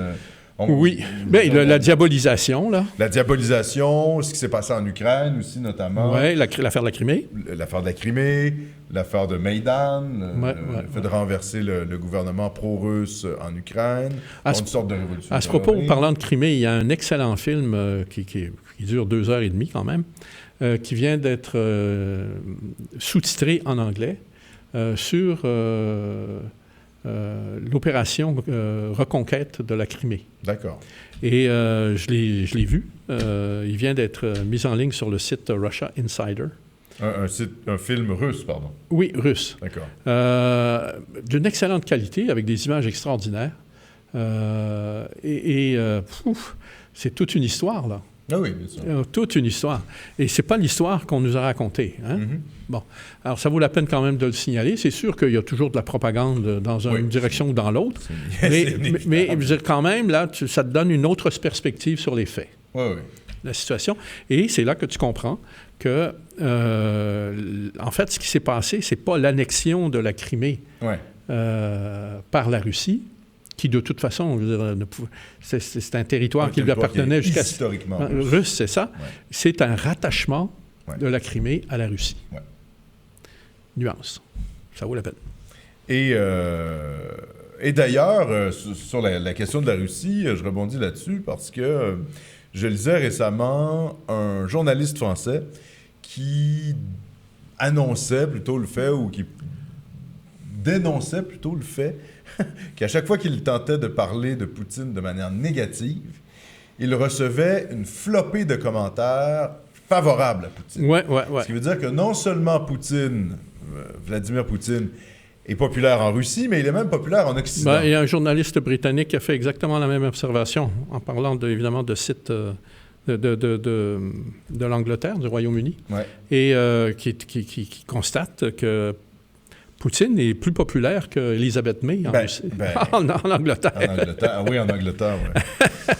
Oui, parce que finalement, les populations occidentales se rendent compte que Vladimir Poutine, que fait-il? Il défend les intérêts de son peuple et de son pays. C'est ça la réalité de son État. Voilà. Donc, ils se disent comment ça se fait qu'on n'est pas capable, nous, d'avoir un président ou un chef d'État qui fasse la même chose. Et ça fait un peu, effectivement, mal paraître Alors, en début de semaine... les dirigeants occidentaux. Dimanche ou en début de semaine, il y a la porte-parole du ministère des Affaires extérieures russe qui, commentant les événements qui s'étaient produits la semaine dernière, et notamment la décision de l'Angleterre de renvoyer des diplomates russes, a dit ça ne se passera pas comme ça, et on vous promet pour jeudi, donc demain, des surprises. Ah bon? Écoute, alors, là, les Anglais sont un peu inquiets, et ça a amené Boris Johnson, qui est le ministre un peu loudmouth là, qui a comparé d'ailleurs Poutine à Hitler. Oui, un peu bouffon. Oui, un peu excessif quand même. Oui, bon, vraiment niaiseux. Bon, et donc, Boris Johnson, qui s'est fait... il a pris la prudence de dire que non, l'Angleterre n'avait pas l'intention de boycotter le mondial de football cet été. Ah oui, c'est ça. Je pense que l'Islande... Oui, elle l'a fait. A annoncé son boycott du mondial de football qui va se dérouler en Russie cet été. Mais l'Angleterre ne le fera pas. Alors, bon, d'un seul coup, là, mais demain, on devrait voir la mauvaise surprise que les... Jeudi, donc. Ouais. OK. Et également, la porte-parole de la présidence des États-Unis, Mme Nauert, elle, pour sa part, dit que si les Russes répliquaient aux sanctions américaines, les Américains allaient répliquer à la réplique. Bon, mais ça n'a pas de fin. Oui, tu vois, là... c'est la logique. C'est la logique de l'escalade. Oui, c'est la logique de l'escalade. Bon, c'est la logique de l'escalade des sanctions. Ou en tout cas des aveux. Alors là, la question, c'est à quel moment la guerre froide cesse-t-elle d'être froide pour devenir chaude? Ah oui. OK? Et on va devoir se poser la question assez rapidement. Oui, ben en fait, elle est déjà assez chaude en Syrie. Hein. Oui. C'est déjà là où... Alors, et c'est là où les Américains et les Anglais et même les Français se sont fait infliger un revers cuisant. Ouais. Par la Russie. Ils avaient promis, par exemple, de lancer des attaques en disant « Oui, on va être capable de démontrer que vous avez utilisé du gaz, etc. » Oui, la fameuse ligne rouge d'Obama, on se rappellera tous. Ça n'a pas marché. Non, ça n'a pas ça a foiré. Marché, ouais. En fait, on a découvert que c'était les fameux casques blancs là, qui s'apprêtaient, eux, à faire du sabotage en lançant des armes chimiques. Des armes chimiques et en faisant passer ça sur le compte de Bachar al-Assad. Mm-hmm. Alors, ils ont découvert les laboratoires. Ben oui, voilà. C'est embêtant. OK, ça d'une part. Et d'autre part, quand les Américains se sont rendus compte, quand les Russes se sont rendus compte, ils ont profité pour... C'est incroyable comment les Russes y font. C'est génial. OK? À chaque fois que les Américains font quelque chose, ça devient pour eux une justification d'introduire de nouvelles mesures défensives en Syrie. Et alors, figure-toi que cette fois-ci, là, ils ont décidé, à cause des craintes de missiles Tomahawk qui risquaient de tomber de nouveau sur la Syrie, de faire venir en urgence de Russie, par hélicoptère, une batterie de brouillage d'ondes. Je ne sais pas si tu te souviens de cet incident il y a quelques années, là, où les Américains, qui se pensaient forts, avaient, comme ils le font régulièrement dans le cadre d'exercices qui sont acceptés et reconnus, parce qu'il y a un statut de la mer Noire, là, international, l'accord de Montreux, je pense, qui permet à des navires russes, pas russes, de l'OTAN, de séjourner pendant tant de jours, 15 jours, dans les eaux de la mer Noire. Et aux Russes, eux, de passer en Méditerranée. Bon. D'accord. OK? L'accord de Montreux. Et donc, ils avaient fait ça. Et puis, à un moment donné, j'étais, tu sais, gung-ho, comme le sont les Américains. Oui. Et puis, ils avançaient en fanfaron. Et d'un seul coup, ils se font, comment dirais-je... ils sont survolés à basse altitude, très basse altitude, par un avion militaire russe. Ah. Alors, ils prennent position, puis là, d'un seul coup, ils réalisent que leurs commandes ne répondent plus. Donc, ils se sont... Brouillage complet. Oui, d'accord. Alors, la fameuse batterie qui vient d'être installée par les Russes en Syrie, c'est une batterie de brouillage d'ondes qui va faire empêcher... Non, alors, c'est une batterie qui a une portée de 400 km, quand même, et elle va être installée de telle façon qu'elle puisse tenir... En respect. Tu sais, elle va même être en mesure de contrôler la frontière syro-jordanienne et la frontière syro-israélienne. Ah oui, donc le Golan. Le Golan. Ouais. Tu t'imagines que ça vient de changer complètement la donne. Oui. Ben, c'est là où ça change les choses, non seulement pour les États-Unis, mais également pour Israël. Pour Israël. Qui pensait, parce que, finalement, Israël, je pense même de manière assez claire, Netanyahou a été clair sur la question. Parlant de Netanyahou, il a été hospitalisé avec une grosse fièvre et puis... Oui, ça va pas très bien politiquement pour Netanyahou. Non, alors, mais je pense que la fièvre... Elle est politique. Elle est politique. Et judiciaire, en fait. Parce qu'il est accusé de corruption. Corruption, mais là, c'est vraiment au dernier degré. Oui. Il y a même d'ex-agents du Mossad qui ont dit, c'est ça. C'est qui ont dit il faut qu'il s'en aille. Oui, il faut qu'il parte parce que, finalement, il défend plutôt ses intérêts plutôt que ceux de l'État israélien. Mais il n'empêche que, avant tout ça, Netanyahou avait annoncé le fait qu'Israël allait démolir toutes les installations iraniennes en Syrie. Donc, l'objectif des Iraniens, comme ils ont déjà fait, ils ont déjà fait des frappes, de nombreuses frappes en Syrie, c'était d'éliminer toute présence directe de l'État iranien en Syrie, qui donne son appui au régime de Bachar al-Assad. C'est ça. Faut-il le rappeler? Le Hezbollah. Exactement. Et le Hezbollah, qui finance le parti de Dieu libanais. Voilà. Alors, et tout ça, bon, ben voilà, ça s'inscrit dans la condition. Puis alors, donc, on voit donc que la marge de manœuvre des États-Unis et de leurs alliés s'est considérablement rétrécie. Oui. Eux qui croyaient quand même chasser Bachar el-Assad de manière du pouvoir. Ils sont, comme Kadhafi. Ils sont rendus presque incapables. Ouais.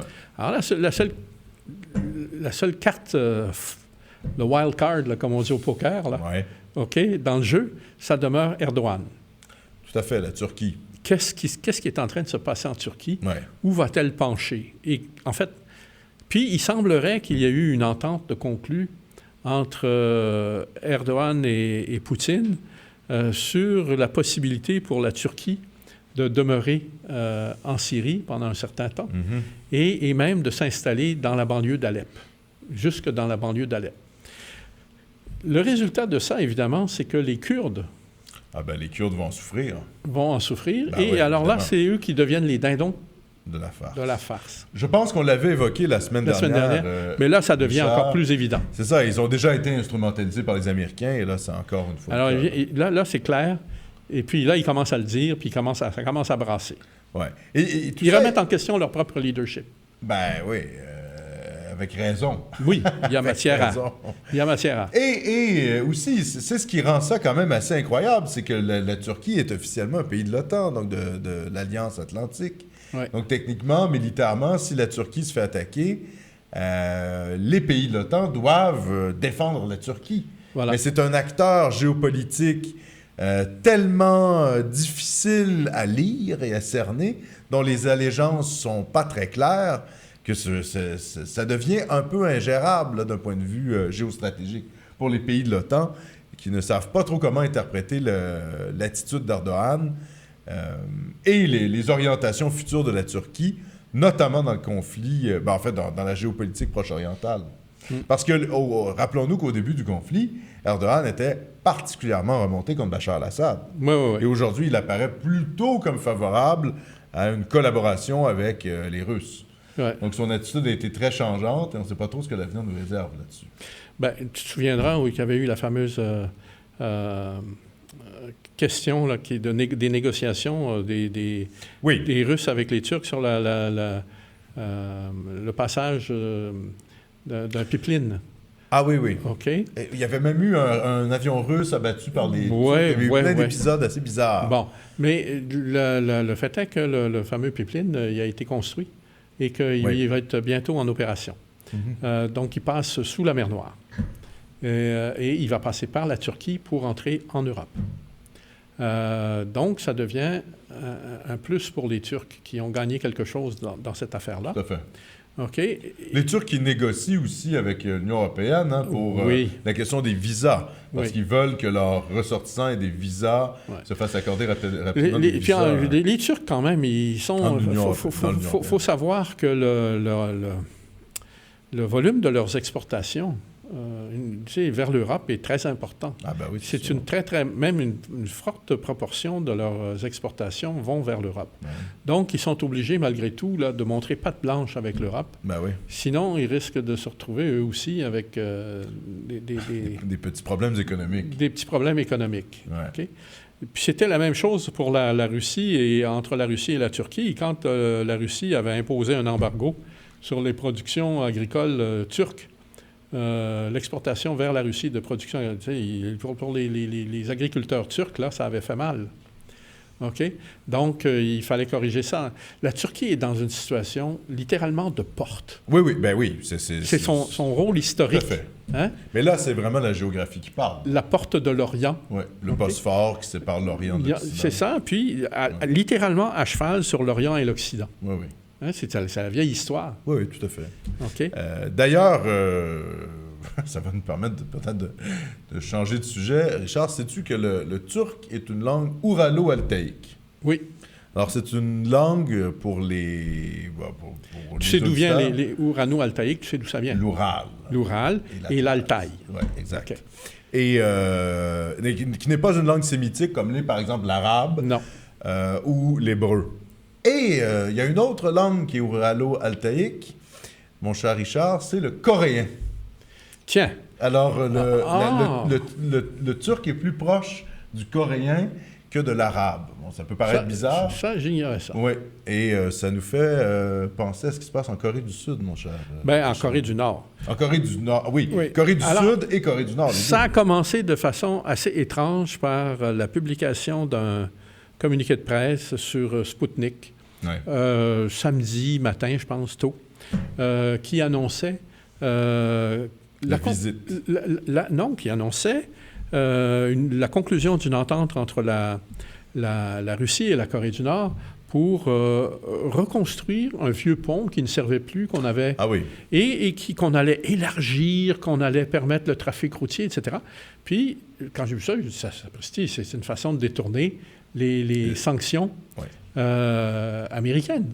Alors, il faut rappeler un pont, parce qu'il faut être précis, un pont qui relie la Russie... à la Corée du Nord. À la Corée du Nord. Parce qu'ils ont une frontière commune, évidemment. Mais il y a une rivière. Oui. OK? Alors, on va construire un gros... il y avait ce pont-là qui ne servait pas tellement. Mais là, d'un seul coup, ça va devenir une autoroute. OK? Puis avec des voies ferroviaires, etc. Alors, ça, c'est ce qu'on apprend. Puis, d'un seul coup, dimanche soir, on apprend qu'il y a un train mystérieux qui est arrivé en gare de Pékin et puis que la rumeur prétend que Kim Jong-un, je pensais à son père, vient d'arriver à Pékin. C'est facile de se mélanger. Oui, OK. Pardonnera, Richard. Okay. Ah bon, oui. Alors, il est arrivé à Pékin. Écoute, c'est la première fois, depuis qu'il a pris le pouvoir, il y a 15 ans à peu près, que Kim Jong-un quitte le territoire nord-coréen. De la Corée du Nord. Et effectivement, il est resté 2 jours. Il est resté jusqu'à lundi soir ou mardi à Pékin. Et aujourd'hui, la Chine a émis un communiqué confirmant qu'il était effectivement bel et bienvenu puis qu'il avait rencontré... Oui, on a eu même droit à des photos, etc. Tout. Oui, Bon. oui. Alors, c'est quand même... Tu sais, d'un seul coup, là, la Corée qui était enfermée d'un seul coup avec les Jeux olympiques de Pyongyang. Oui. Et Pyeongchang. Oui, c'est ça, c'est pas Pyongyang. Oui. OK? Les Jeux olympiques en Corée du Sud. En Corée du Sud. La Corée, d'un seul coup, là, du Nord, émerge du froid. Oui. OK? Hein? Et alors, tu sais, c'est très intéressant de voir ça, parce que la Corée du Nord, évidemment, souffrait de l'isolement, souffrait des embargos. Ouais. Et évidemment, les Américains, pas les Américains, les Chinois, comme les Russes, trichaient dans le respect de l'embargo qui avait été décrété et auquel même ils avaient accepté. Acheter la paix, à un moment donné, ça se fait, ça. Oui. OK? Alors, pour pas avoir les Américains sur le dos, ils avaient décidé de lâcher du lousse à la Corée du Nord. Voilà. Aux États-Unis. En acceptant l'embargo, mais en continuant finalement de faire des affaires avec tricher par en dessous. Nord. Oui. OK? Alors, là, ça y est, là, ça devient comme parfaitement légitime de le faire. Ouais. Et en même temps... Bien, rappelons quand même que là, l'annonce, c'est que Kim Jong-un annonce vouloir dénucléariser bien, c'est ça la nouveauté d'aujourd'hui. C'est ça la grande nouvelle, il faut rappeler aux gens. Là, la nouvelle sortie hier soir. Oui. OK? Alors, il annonce qu'il est prêt à dénucléariser. C'est sûr que s'il est prêt à le faire, c'est parce qu'il a obtenu des garanties tant du côté russe que du côté chinois. Bien sûr. OK? Et ça, on s'en doutait. Alors, pourquoi les Russes et les Chinois sont-ils prêts à faire ça? Parce qu'ils veulent surtout éviter, eux, une réunification des deux Corées à des termes qui d'une part, écraseraient la Corée. La Corée du Nord. La Corée du Nord. Ouais. Et d'autre part, permettrait aux États-Unis là, de scorer des points majeurs là-bas. Ben oui, et d'avoir un État qui deviendrait probablement un État satellite des États-Unis à leurs propres frontières. C'est ça. Ce qu'ils veulent évidemment éviter à tout prix. Donc, la Corée du Nord est une espèce de glacis, hein? Un pays... tampon. Un pays tampon qui protège de l'influence américaine. Voilà. Et le fait de faire baisser la tension, ça devient une invitation aux Américains de dire, bien, écoutez, votre présence n'est plus tellement justifiée, là. Ouais. Et puis, tu sais que les Chinois sont particulièrement malheureux de voir la présence américaine dans leurs eaux territoriales. Oui, en mer de Chine. OK, alors, et tout ça. Alors, d'un seul coup, là, si la situation de la Corée se règle, eh bien, il n'y a plus de justification pour les Américains d'être présents.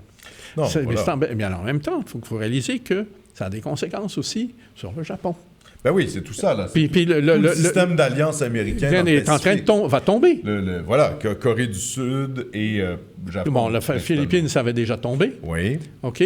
Il reste la question de Taïwan. Oui, qui est quand même... Oui, qui est quand même moins... Non, mais qui a repris du relief au cours des derniers mois. Et on sait fort bien que la Chine n'a jamais accepté la Constitution. Et puis qu'elle, c'est clair, il va y en avoir une réunification, de la même façon qu'il y a eu une intégration, une récapitulation de Hong Kong. OK? Ouais. Alors, on rappellera quand même pour les gens, parce que là, tu vas vite, peut-être tu prends pour acquis beaucoup de choses, mais Hong Kong, c'est finalement la Chine non communiste. Hein? C'est-à-dire que c'était la Chine non communiste. Alors, le gouvernement de Chiang Kai-shek s'était exilé à Hong Kong, un territoire chinois, en refusant la... Non, tu te trompes là. Le gouvernement chinois, là, en exil, il n'était pas à Hong Kong, il était à Taïwan. Pardon, je voulais dire Taïwan. OK. Hong Kong, c'était une colonie britannique. Oui, un espèce de protectorat britannique. Sous un mandat pour 99 ans. Oui, exact. Et il y a eu une quinzaine d'années, là, le mandat s'est terminé. Et la Chine a restitué... Enfin, le Royaume-Uni a été obligé de restituer à la Chine. Oui. Et mais la Chine s'était engagée à maintenir le statut de Hong Kong comme ville ouverte. Oui. Hein? Ben, elle l'a fait. Oui. Elle l'a fait. Elle a tenu promesse. Mm-hmm. Et parce que, regarde, encore aujourd'hui, là, toutes les grandes entreprises bancaires sont installées à Hong Kong. Oui, bon. Alors, puis Hong Kong est un pivot du commerce mondial, un important pivot du commerce mondial avec Shanghai. Oui. OK? C'est 2 grands centres d'affaires en Chine. Alors, grosse partie qui est en train de se jouer, très, très grosse partie, et là, encore une fois, un méchant point de bascule. Oui. Parce qu'il faut comprendre que la situation de la Corée était coincée depuis 1950, c'est ça. 52. Et c'est ça. Et finalement, la Chine communiste n'a jamais renoncé à Taïwan, là où s'étaient exilés les... Chiang Kai-shek, voilà, le gouvernement non communiste chinois. Donc, il y a un conflit sur la question de Taïwan, et les Américains se sont toujours présentés comme étant les défenseurs de l'autonomie taïwanaise face aux velléités de rattachement de la Chine communiste. Ouais. Alors, en parlant de questions nationales, Richard, il y a également, alors on rebascule vers l'Europe, il y a également la question de la Catalogne. Oui. Alors, la Catalogne, là, ça va de plus mal en plus mot. Hein? Oui, alors, oui, complètement. On a appris que... Carlos Puigdemont, d'abord, a été arrêté en Allemagne. Exactement. On apprend aujourd'hui que ses gardes du corps ont été arrêtés également à cette occasion-là. Oui. Et qu'on les accuse d'avoir abrité, ou en tout cas protégé. De l'avoir abrité, lui. C'était un petit peu leur job. Oui, bien voilà. C'est ça qui est un peu... C'est qui est un peu bizarre. Et il y a aussi des mandats d'arrestation contre 12 membres du gouvernement catalan qui sont des séparatistes catalans, des indépendantistes catalans. Il y a eu dimanche des très, très grosses manifestations en Catalogne. Oui, voilà. Alors, il y a une réaction populaire de la part des Catalans. Assez violente. Oui, qui considèrent que c'est... disons... que la justice espagnole se mette un peu trop politisée. Oui. Et là, le problème, le risque qui est en train d'apparaître assez gravement, c'est que ça bascule carrément dans la violence. Ben oui, voilà. OK? Bon, en même temps, les Catalans, c'est pas les Américains. Non. Il n'y a pas de deuxième amendement en Espagne. The right to bear arms, non. Oui. Donc, c'est une population qui est globalement désarmée. Mais on se rappellera qu'il n'y a plus réellement de frontières en Europe. Oui. Que le Pays basque n'est pas loin. C'est ça. Et que... le Pays basque, de toute façon, c'est à l'intérieur des frontières de l'Espagne. Oui. Bon, alors. Oui. Mais entre la France et l'Espagne, il y a des zones Ben, c'est ça. Tant du côté catalan que du côté basque, des zones qui sont historiquement des zones de contrebande. Exact. Et non seulement de contrebande d'armes. Oui, des contrebandes d'armes. Et puis, bon, la Catalogne a accès quand même à la Méditerranée. Voilà. Donc, donc, tous les trafics. Oui. Bon, en même temps, j'ai pas l'impression qu'il va y avoir une organisation armée là, d'ici quelques jours, là, dirons-nous. Mais évidemment, c'est une situation politique assez catastrophique pour les souverainistes catalans, les séparatistes catalans. Et c'est là où on voit d'ailleurs... Puis ça va avoir des répercussions économiques graves. Ah ben ça l'a déjà, en fait, sur la Catalogne. Là, pas juste sur la Catalogne, parce qu'il faut comprendre que... Oui, c'est ça. Tant et aussi longtemps que la Catalogne fait partie de l'Espagne, quand ça va mal en Catalogne, ça va très mal en Espagne. Oui, exactement. Hein? Oui. Alors, c'est grave. Oui, et on voit finalement que toute cette histoire du séparatisme catalan, on en a déjà largement traité à Point de Bascule, à l'époque d'ailleurs où Point de Bascule était encore une émission de radio, avant que ça devienne une émission de web télé. Tout l'automne dernier, là, avec, exactement, avec tout ce qui s'est passé. Les événements. Okay. Et ça nous démontre un peu l'impréparation de Puigdemont. C'est très décevant, hein? Parce qu'au début, quand je l'ai vu aller, moi, je me suis dit, ce gars-là, il doit savoir où est-ce qu'il s'en va parce qu'il y va. Il y va. Ouais. OK? Puis, au fur et à mesure qu'il avançait, on a réalisé qu'il n'y avait rien.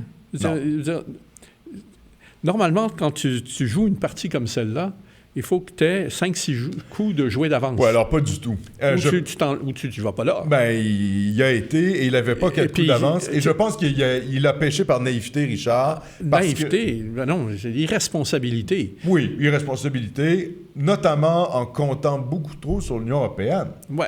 Il a fait des déclarations en disant « Mon Dieu, finalement, l'Union européenne, c'est pas démocratique. » On est des Européens, on est pro-européens. Comment se fait-il que les institutions européennes ne nous protègent pas? Mais il fallait un peu y penser avant. Oui, et puis il aurait fallu amorcer tout un programme. Oui, diplomatique. Souviens-toi qu'au Québec, en 1995... Parizeau, là, au moins là-dessus, il avait fait les choses correctement. Oui, il avait déployé... Et puis, il avait déployé des efforts diplomatiques. Des efforts diplomatiques importants. Très importants. Pour, au cas où il y aurait un oui. Oui. OK? Ben, d'ailleurs, sa stratégie reposait principalement sur la reconnaissance internationale. C'est ça. En grande partie. C'est ça. Puis, avec l'appui de la France. Avec l'appui de la France. Ouais. Et donc, éventuellement, de la francophonie. Voilà. C'était ça un peu la stratégie. Alors que là, Puigdemont, lui, est totalement isolé, là. Complètement. Parce qu'il se fait arrêter à la frontière entre le Danemark et l'Allemagne. Et là, Angela Merkel, elle a été très claire, hein? L'Espagne est une démocratie et non, puis de toute façon... elle est solidaire du gouvernement espagnol. Les mandats internationaux ont été émis seulement vendredi dernier. Exact. Et puis, dès qu'ils ont été émis, ils ont été exécutés. Oui. Et il y a même une responsable qui a été mise en accusation, une responsable catalane, qui a été mise en accusation, qui a fui en Suisse.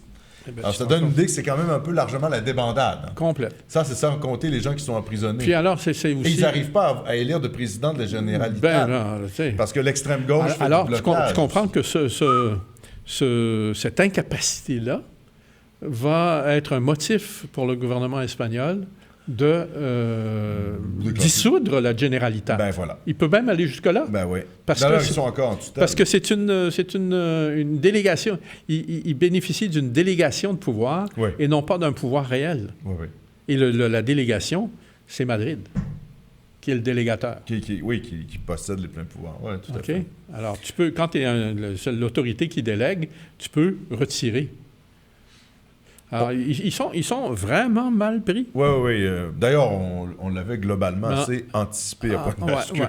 Contrairement à certains souverainistes québécois qui ont fait preuve d'une très grande naïveté. Et même encore ces jours-ci, qui continuent de penser qu'il y a de l'espoir dans le mouvement de Puigdemont. Il y en a zéro. Il va falloir se réveiller, les petits amis. D'ailleurs, en parlant de se réveiller, la France s'est réveillée de manière assez brutale cette semaine, Richard, un autre attentat djihadiste. Ouais. Et on a appris, d'ailleurs, les funérailles du policier qui s'est porté volontaire pour remplacer une otage. Une otage, et il en a payé de sa vie. Ouais. Il est décédé. Se sont faites aujourd'hui. Oui, puis les funérailles aujourd'hui aux Invalides. Oui.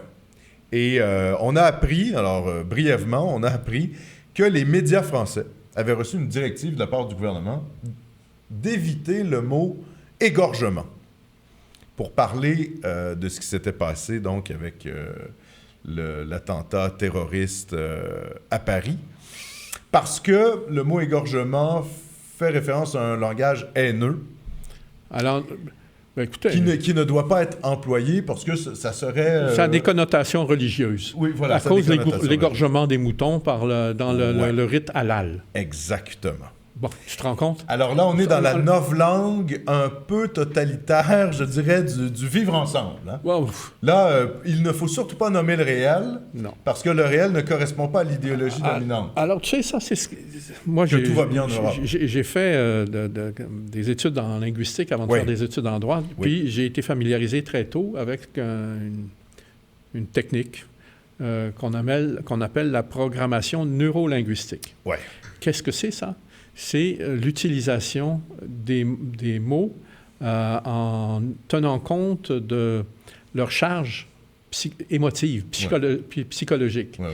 Et en fait, en utilisant un langage qui va correspondre soit à ce qu'on veut qu'une situation soit, ou au contraire, de désamorcer une situation. OK? Alors, la programmation neurolinguistique a été utilisée par la suite par les sciences behaviorales là, pour aider les gens, par exemple, à passer au travers d'épisodes dépressifs. OK? On disait... Donc, dans des buts s'enlever des idées dépressives. Ouais. Bien, les idées sont suggérées par les mots. Bien sûr. OK? Bien Donc, sûr. tu commences par le contrôle des mots, c'est le contrôle des idées, donc le contrôle de la pensée. Et du comportement. Et voilà. Alors, il y a des grands spécialistes là-dedans, c'est la CIA. OK? Ben, écoute, on est rendu loin, là, quand on est littéralement là, en train de fabriquer. Oui. Le vocabulaire.